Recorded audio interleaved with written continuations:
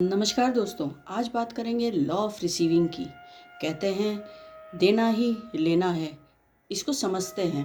अगर किसी ने सुन रखा है तो लाइक शेयर कमेंट ज़रूर करिएगा। अगर आपको बात समझ आती है तो कमेंट का मुझे इंतज़ार रहेगा।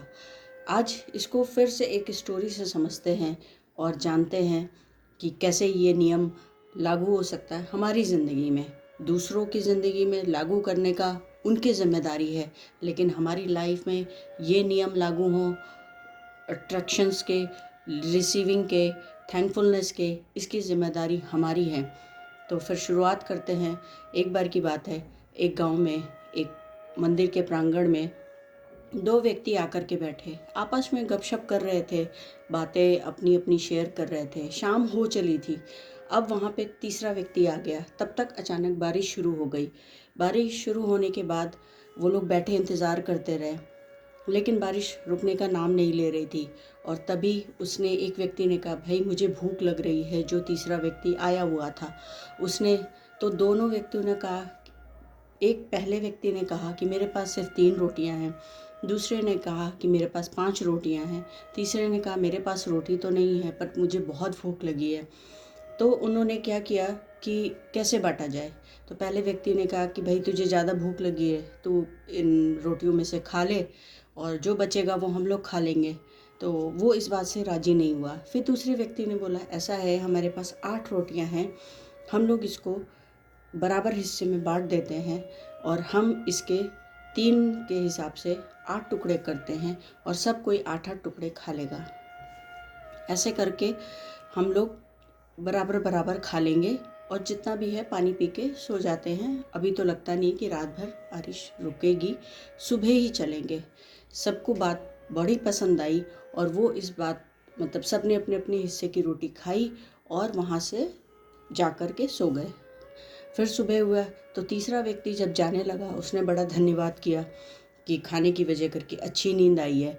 उसके पास 8 गिन्नियाँ थी। वो उन दोनों व्यक्ति को बोला कि आप दोनों इसको बांट लीजिएगा, मेरे पास यही था देने को। और वो दे करके चला गया। सोने की गिन्नियाँ पाके बड़े खुश थे वो। उन्होंने सोचा भी नहीं था कि उनकी रोटी के बदले उनको वो गिन्नियाँ मिलेंगी। तो फिर बात हुई कि भाई 50-50 कर लेते हैं, लेकिन पहला व्यक्ति तैयार नहीं हुआ। उसने कहा नहीं नहीं, मेरी तो सिर्फ 3 रोटियां थी, तुम्हारी 5 रोटियां थी, तो 3 मुझे दे दो, 5 तुम रख लो। दूसरा व्यक्ति बोला नहीं, ये पॉसिबल नहीं है। उसने कहा कि हम बराबर ही बांटेंगे। बात बहस तक चली गई, एक दूसरे को देने पे लगे हुए थे। ये बड़ा आश्चर्य की स्टोरी है, क्योंकि हर कोई लेने में लगा रहता है। वहाँ पे फिर बात जब आपस में नहीं बनी तो वहीं के जो पुजारी थे वहाँ गए वो लोग, और उन्होंने पुजारी जी को अपनी समस्याएं बताई। पुजारी जी भी आश्चर्यचकित थे कि ऐसे कैसे पॉसिबल है। हर कोई तो आता है कि इसने ले लिया, मेरा दिलाओ, ये करो। ये दोनों इसलिए लड़ रहे हैं कि तुम ज़्यादा रखो या बराबर रखो, या हम कम नहीं लेंगे, तुम्हें नहीं देंगे। इस तरीके की जो बहस चल रही थी, उनको भी बड़ा आश्चर्य हुआ। वो असमंजस में पड़ गए। उन्होंने कहा कि ऐसा है, मुझे 1 दिन का समय दो, मैं कल तुम्हें इसका न्याय दूंगा, मैं अभी नहीं कर पाऊंगा कुछ भी। वो दोनों मान गए और नेक्स्ट डे आने के लिए बोल करके वहाँ से चले गए। उसके बाद पुजारी जी सोचते रहे, बोले अगर न्याय से देखूं तो ठीक है भाई, जिसको ज़्यादा रोटी दी वो 5 रख ले, अगला 3 रख ले, कोई बात नहीं, मामला साफ हो गया। लेकिन फिर भी वो इस चीज़ से सहमत नहीं थे। उन्होंने प्रभु के चरणों में वो गिन्नियाँ रखी और बोला कि प्रभु आप ही रास्ता दिखाइए और इस सॉल्यूशन को मुझे दीजिए। ये कौन सा गणित कैसे सॉल्व करूं, नहीं समझ में आ रहा है। और बोल करके सो गए वो। अब सपने में रात में प्रभु ने दर्शन दिए और बोला कि ऐसा है कि जब रोटियों के 8 टुकड़े हुए थे तो पहले व्यक्ति ने अपने हिस्से की 3 रोटियों में से 7 टुकड़े खाए हैं और दूसरे ने अगले को 7 दिए हैं। तो कायदे से पहले व्यक्ति की जो रोटी है उसको सिर्फ 1 गिन्नी मिलनी चाहिए और दूसरे को 7 मिलनी चाहिए, क्योंकि जो कंट्रीब्यूशन है वो इसी रेशियो में हुआ है। आप फिर से देख लीजिए। पंडित जी को आश्चर्य तो हो रहा था, लेकिन अगर मैथमेटिक की बात करें तो बिल्कुल सही प्रोपोर्शन में वो सपने का आंसर था।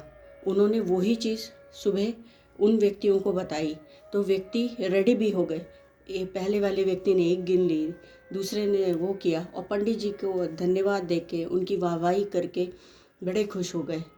तो दोस्तों यहाँ पे इस स्टोरी का जो सेंस है वो ये है कि कार्य तो सेम हुआ, डोनेशन भी सेम हुआ, प्रवृत्ति भी सेम थी, लेकिन जो गॉड का मैथमेटिक्स था या जो देने का वो था वो उसी प्रपोर्शन में था कि क्या दिया और क्या लिया। तो हम जब कब कुछ दे रहे होते हैं, हमें कभी लगता है कि हमने इतना कुछ तो दुनिया के लिए किया है, हमें ये नहीं मिला, वैसे नहीं मिला, लेकिन ऊपर वाले के उसमें उसकी कैलकुलेशन डिफरेंट होती है। वो उसी अनुपात में देता है जिस अनुपात में हमारा देना तय होता है।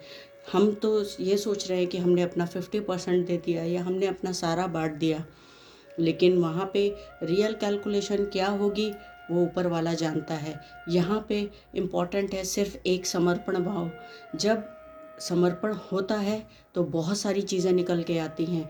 उन सबको सेटिस्फेक्शन था अपने देने का। उन्होंने नहीं सोचा था कि उन्हें रोटियां देंगे तो उन्हें गिन्नियाँ मिल जाएंगी, उसके बदले में उन्हें वैसे ही मिल चुका था। 1 या 7 उनके लिए मैटर नहीं था, उनके लिए फिर मैटर था कि न्याय क्या हुआ।